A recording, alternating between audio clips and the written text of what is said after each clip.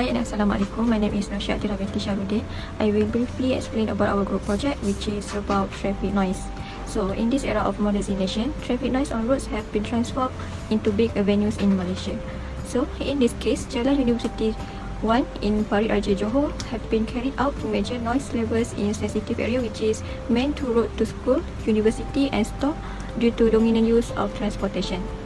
Noise measurement were performed using an application of Neos sound level meter SLM, which are designed for sound level measurement according to the IEC standard.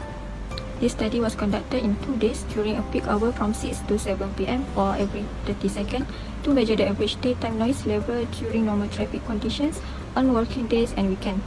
So these are the traffic noise data that have been collected in 2 days. That's all from me. I will pass to the next presenter.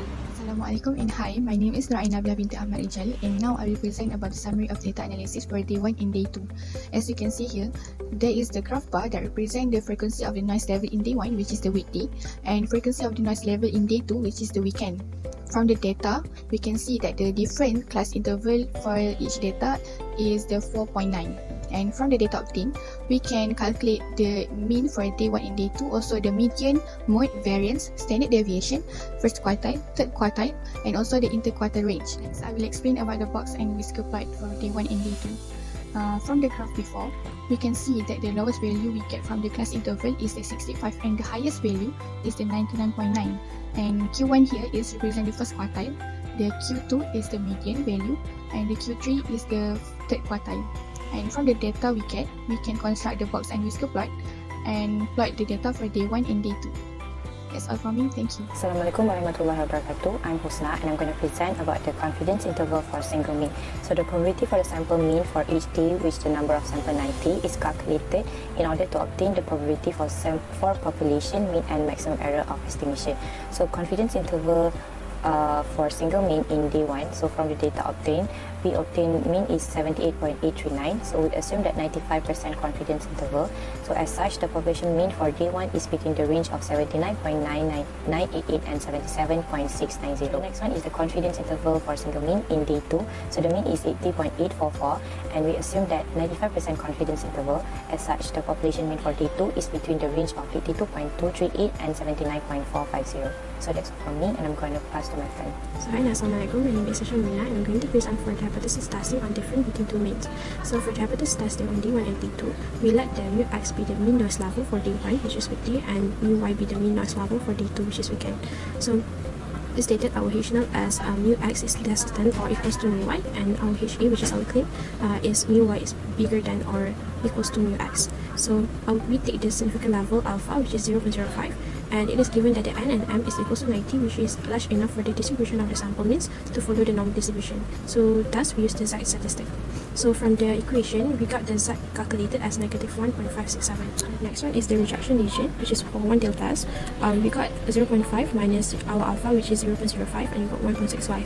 So from this number, we can get the critical z from the standard normal curve z table. So when we refer at the table, when z is equal to 1.65, we got the z critical equals to 0.4505.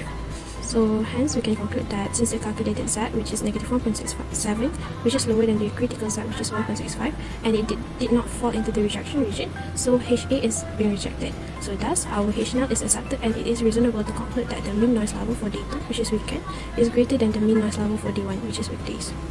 So for the next one is scatter plot. So a scatter plot for data obtained in 2 days on the frequency and noise level have been plotted. So as you can see here is the scatter plot for day 1 and also day 2. And that is all for me. Thank you. Hi, my name is Isma. I will explain regarding F distribution, which is to test the hypothesis that the variance of one normal population equals to the variation of another normal population.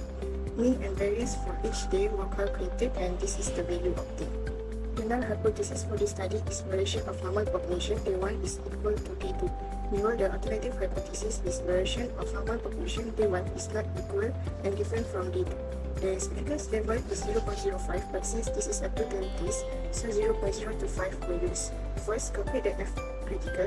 Degree of freedom for numerator and denominator are both 89, and by referring to critical F table, the value obtained for F critical is 1.5. Next, the F calculated was obtained by dividing the variance of day 2 to day 1. From the analysis, we can see calculated F is less than the critical F. Since the calculated F, which is 1.448, is less than the critical F, 1.52, and does not fall in the rejection region, we reject alternative hypothesis. Therefore, we accept null hypothesis, which states that there is no difference in the version of the noise level from day 1 on weekday and day 2 on weekend. And that's from us. Thank you.